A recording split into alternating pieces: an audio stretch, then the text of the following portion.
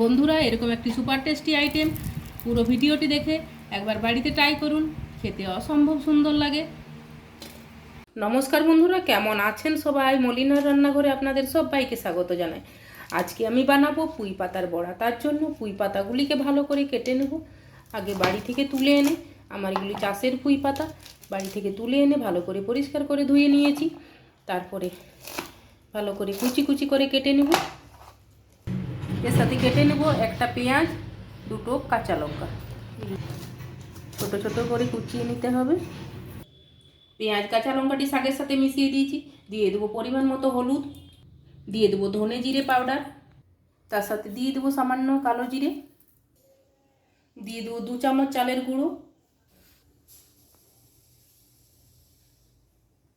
সাথে দিয়ে দেবো 1 চামচ বেসন, সাথে দিয়ে দিতে হবে পরিমাণ মতো লবণ।